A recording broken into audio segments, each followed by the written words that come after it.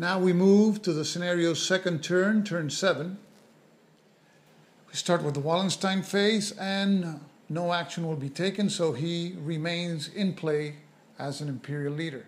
Now it's the Pillage Recovery phase. Protestants roll a 4, Catholics a 9, so the Protestants can remove 2 pillage points, while the Catholics can remove 5.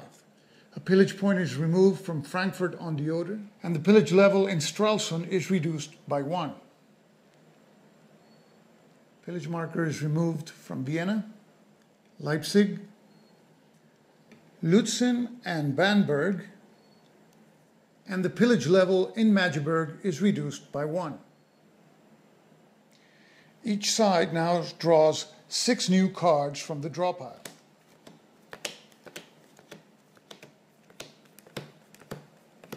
The Protestant hand has 3 cards that can influence the Dutch war track if played for its events.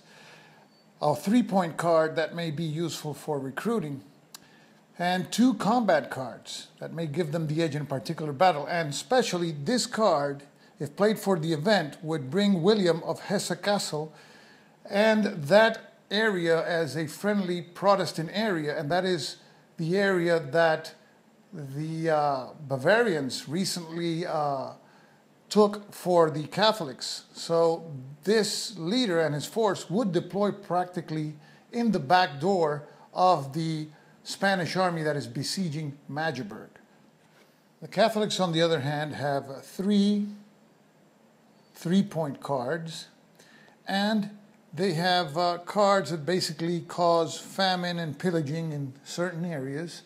This card could be played to gain 1 additional victory point because, as things stand, the Catholics have at least 4 electors. They have actually 6 right now. We go to the first Protestant activation. The Protestants play this card for the purpose of making 3 recruitment attempts. Gustavus will roll twice to recruit mercenaries in both instances, while Horn will roll once to try to recruit militia. Okay, Gustavus, in his 2 die rolls, was able to recruit 4 steps of mercenary units, and the Protestants chose 4 reduced units, totaling 8 combat factors. Alternatively, they could have chosen 2 full-strength mercenary units, but the combat factor total there would be only 6. Now Horn rolls to attempt to recruit militia, and Horn is only able to recruit 1 step of militia. After recruitment, Gustavus's force now has 21 combat factors. First, Catholic activation. Catholics play this 3-point card also to perform 3 recruitment attempts. The Catholics will make 2 recruitment attempts, 1 for mercenaries and 1 for militia, but instead of using Wallenstein for these attempts, which in the event of success would increase his personal score, it will be Piccolomini making these 2 attempts. And Piccolomini was able to recruit 1 step of mercenaries and 1 of militia. Now Tilly, who is in Leipzig with 5 Bavarian mercenaries, will attempt to recruit militia. And Tilly recruits 2 steps of militia. Second Protestant activation. The Protestants play this card for its activation and will activate Gustavus Adolphus. Gustavus is activated. He, in turn, can move Horn, which has a leadership rating of 3, and both together can move all 8 units that start here in Frankfurt. They move to Berlin and into Havelberg, and from there they move to Magdeburg to lift the siege and attack Cardinal Infante's army. Gustavus's march causes pillage to be increased in Havelberg and Berlin. And now on to the battle. The Protestants have 21 combat factors, the Catholics 18. Now each of the sides decides if they will use combat cards to influence the result. The Protestants will use this card, Swedish Firepower, to give them a +1 to the Protestant combat die roll, and in addition, a second combat card, Flanking Maneuver, that will give him an additional +1 die roll. So in total, the Protestants have +2 for the combat cards and +3 for Gustavus's battle rating. The Catholics have no combat cards, so the total modifier will be +5. The die is rolled, and the die roll is an 8 modified to a 13. The largest result on the table is 11, and it causes 14 loss factors on the Catholic force. Now we will roll a die for the Catholics' fire, and after rolling the die, we will absorb the losses for both sides. The Catholics have 18 combat factors and a +3 modifier for Cardinal Infantes' battle rating. So we roll a die. The roll is a 7 modified to a 10, and the result is that they inflict 12 loss factors on the Protestant force. Now the loss factors are reflected on each of the sides. The Catholic side absorbs all 14 loss factors by flipping each of their full strength units. The militia absorbs 2 and each of the veteran units 3 for a total of 14. On the Protestant side, the Protestants eliminate 4 reduced mercenary units, each with a loss factor of 3 for 12. The eliminated combat units are removed, and now we check for leader loss. First we check for Cardinal Infante, and he rolls an 8, and he is dead. His counter is flipped to reveal his replacement, Mello. Now we roll for Aldringer. He survives. Now for Elector John George, and he also survives. Now we roll for the Swedish leaders, starting with Horn. A 1 is rolled and Horn survives, and now we roll for Gustavus. He rolls a 6 and he barely survives. The Catholics retreat from the field, and the siege of Magdeburg is lifted. So Gustavus liberates Magdeburg, while the defeated Catholic army retreats into Torgul. Catholic Second Activation. Catholics play this card for the event, and they will choose the Protestant army of Gustavus, which includes 1 unit of militia, and it will roll on the loot table. There are 4 units, and the majority are veterans, so 4 units is a +1, but since the majority are veterans, that is a -1, so that is cancelled, and the pillage marker is another +1, but that is cancelled with the fact that the units are stacked with the dynamic leaders. So it will be a non-modified roll. And the roll is an 8, pillage 2 +1 step loss. A pillage 2 result will cause a pillage 3 total level, but since the city can only hold up to pillage 2, that excess loss will be taken as a step loss, so there will be a total of 2 steps lost. So the end result is that this reduced militia unit is eliminated and a full-strength veteran unit is flipped to its reduced side. In addition, now the pillage level for Magdeburg is 2. Thus, the play of that event card resulted in a loss of 1 unit and reducing a precious veteran unit, and is an indirect way of reducing Gustavus's army without risking the Catholic army in the attack. Protestant Third Activation. The situation is that with that last event, Gustavus's army was reduced to 11 combat factors, and he is in Magdeburg, which has 2 levels of pillage, meaning that no recruiting can take place there. Meanwhile, Tilly's army is fresh here in Leipzig with 17 combat factors, and the Spanish and Saxons that just fought with Gustavus still have 13. So between these 2 forces, there are 30 combat factors dangerously close to Gustavus. The only other Protestant force is Banner's army, which is here in Stralsund, with 15 combat factors. And to make matters worse for the Protestants, the Imperial Army has recruited some troops and is 2 marches away from joining the action in Saxony with their 13 combat factors. Earlier during the game, the Catholics conquered Hesse Castle by occupying Fulda, Castle, and Wetzlar. They never got to occupy the fortress of Hanau, and I forgot to put a Protestant marker there. So we will mark that Hanau is still under Protestant control, even though the area of Hesse Castle is in Catholic hands. Protestants have 3 2-point cards, and they will play this card to activate Banner. Banner's army in Stralsund is activated. It moves to Rostock and to Wittstock through Havelberg and into Magdeburg, and from there to Torgau. And thus we have a battle at Torgau coming up. Here we have the situation: 15 combat factors on the Protestant side, attacking 13 on the Catholic side. Note that Banner has a +2 battle rating, and all Catholic commanders have a 0, so it doesn't make a difference whom we will use.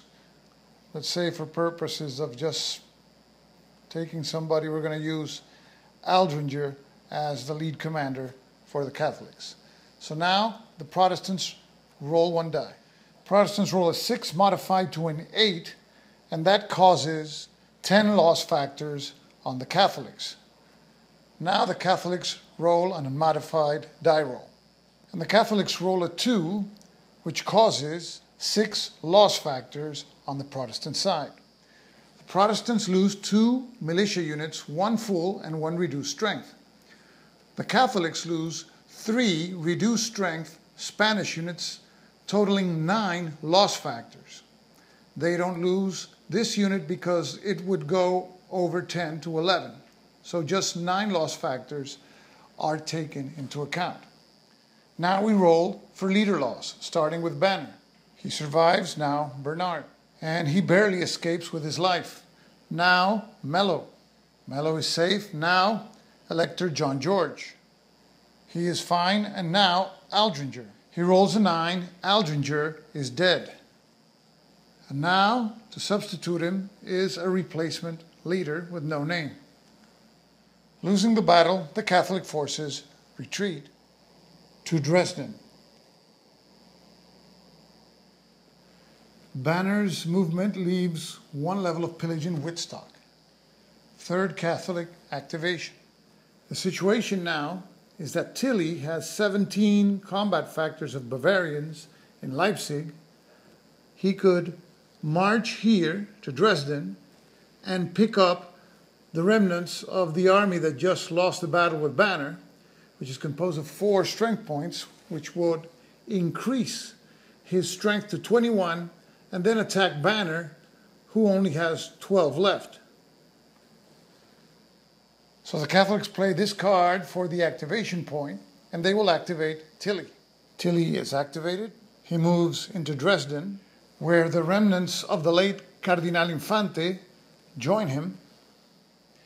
And now the combined forces will move back to Leipzig. And from Leipzig, Tilly moves into Torgau to attack Banner. And now to the battle. Tilly has 21 combat factors, Banner 12.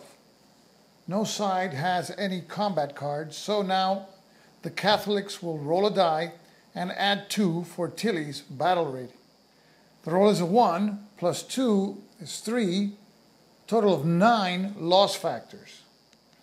Now the Swedish fire with their original strength of 12, and plus 2 is added for Banner's battle rating. A 6 is rolled, modified to an 8.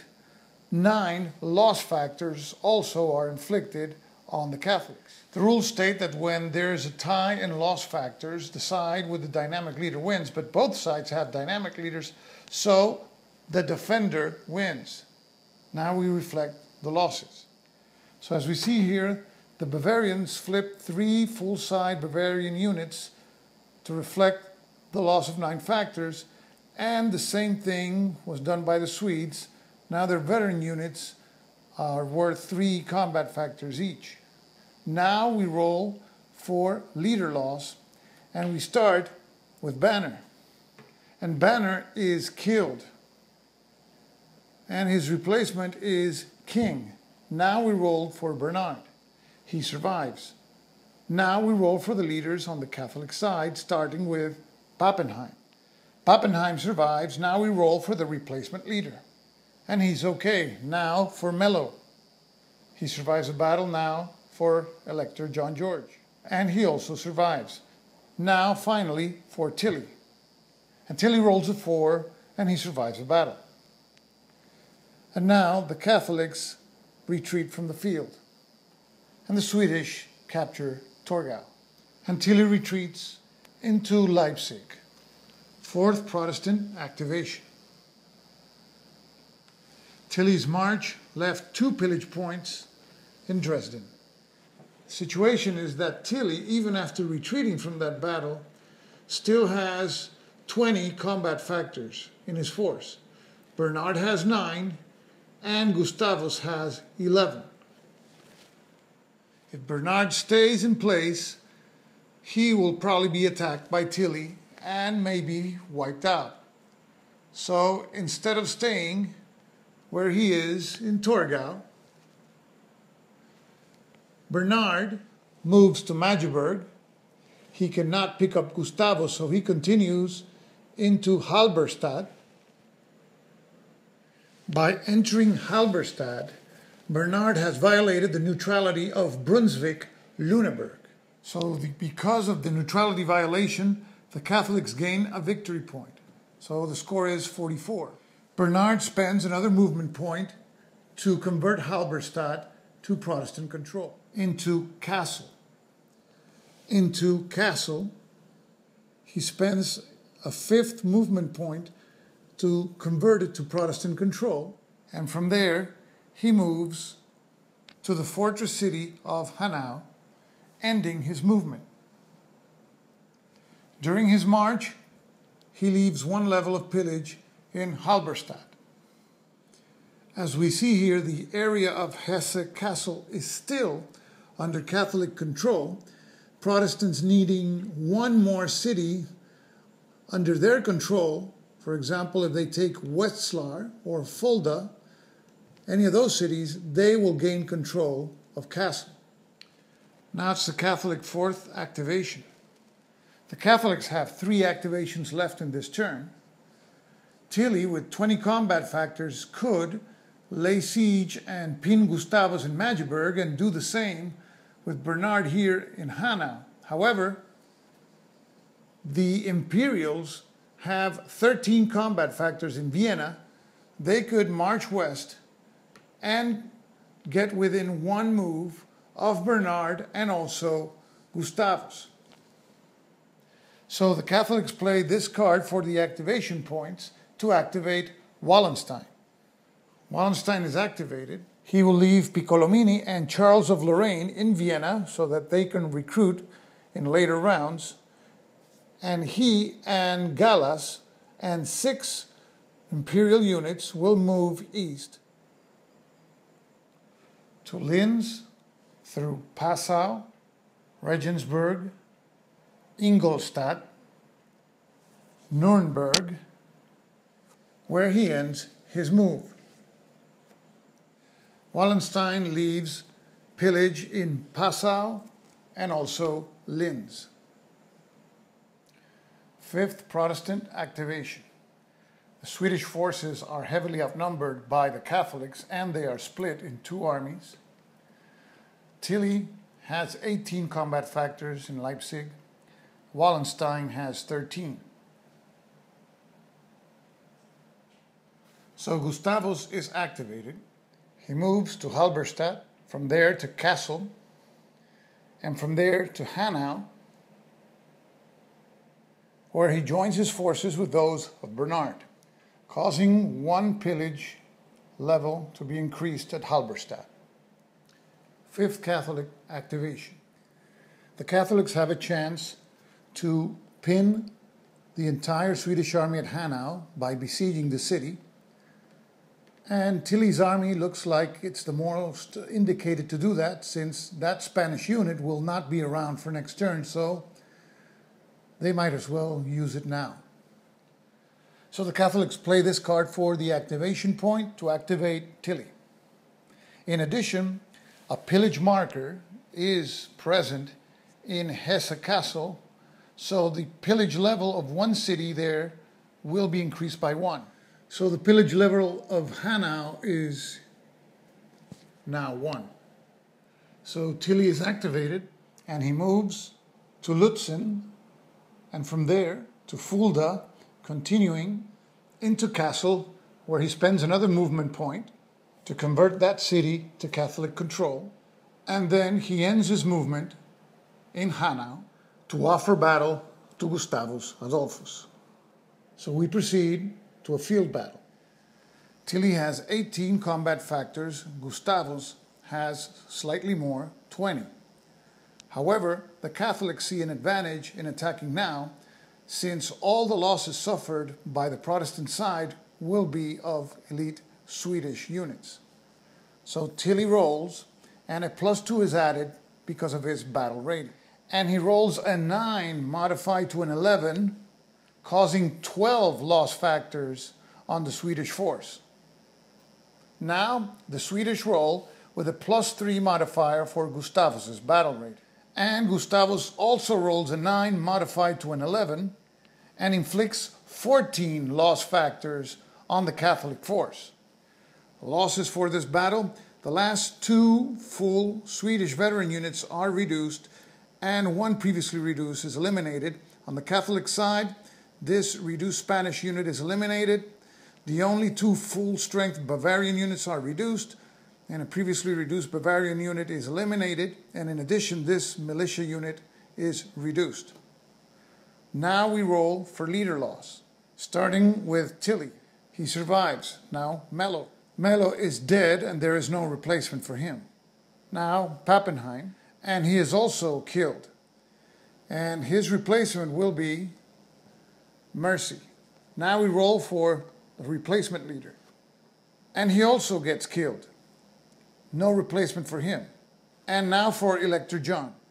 And he survives. Now we roll for the Swedish side, starting with Horn. Horn survives. Now Bernard. He survives.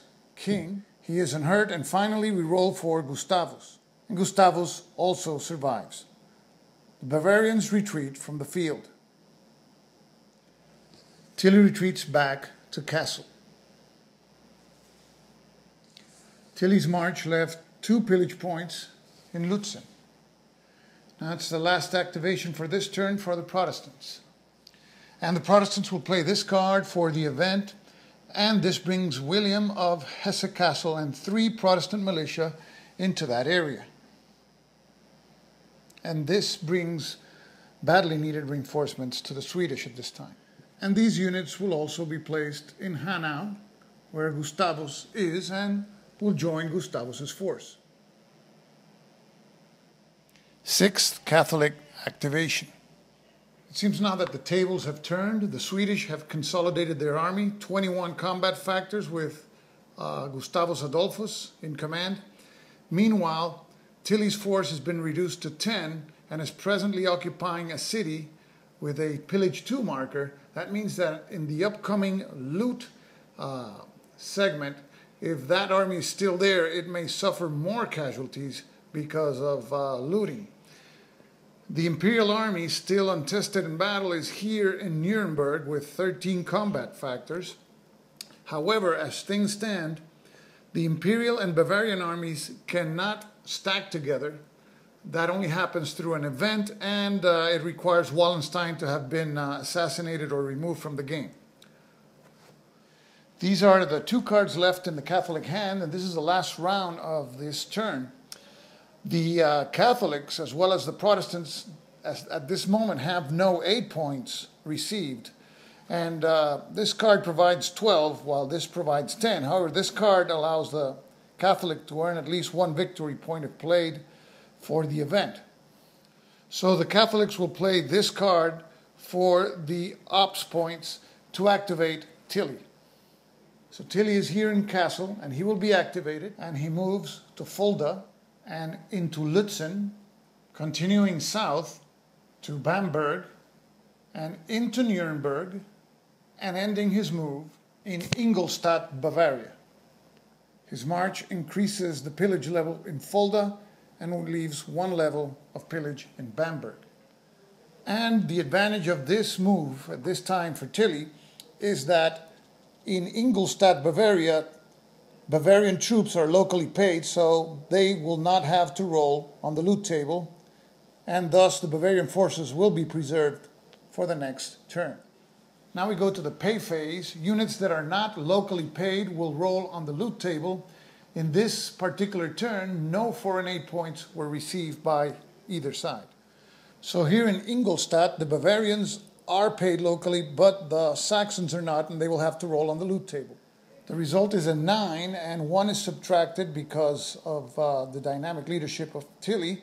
So it's an 8, pillage 2, and 1 step loss. So a pillage 2 marker is placed in Ingolstadt, and the Saxons are eliminated. So the Saxons are eliminated, and a pillage 2 marker is placed in Ingolstadt.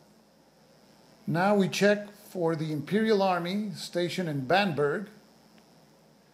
Now the Imperial forces of Wallenstein and Nuremberg have to roll, and there is a -1 modifier for Wallenstein being a dynamic leader, but there is a +1 for 4 or more units looting. The result is a 6, and it is pillage 1 and 1 step loss. So a pillage 1 marker is placed on the city, and the topmost unit, a half-strength militia unit, is eliminated. Now we roll for the Swedish and Protestant force in Hanau. The modifiers are -1 for dynamic leadership, +1 for 4 or more units looting, and -1 because the majority of units are veterans for a net -1. The die result is a 9 modified to an 8, pillage 2 and 1 step loss. So a pillage 2 marker is placed in Hanau, and one of the full-strength militia units will be reduced to its half-strength side. And that is the end of the pay phase. As to the end phase, there are no continuing sieges nor peasant revolts, so we go to the end of turn phase, and both players can discard cards in their hands. The Protestants do not have any cards. The Catholics have this card, but they will hold on to it for the next turn. This is the situation at the end of the turn. The Protestants have their sole army, principal army here, in Hanau with Gustavus Adolphus, 20 combat factors strong. The Catholics have the Imperial Army under Wallenstein in Nuremberg with 13, and here in Ingolstadt, Tilly with his Bavarians and 9 combat factors. The Bavarians and the Imperials cannot stack or attack together. However, the victory point score stands at 44. For the Protestants to win, they have to reduce it to 30, and there is just 1 turn left. So the game goes now to its last turn, turn 8.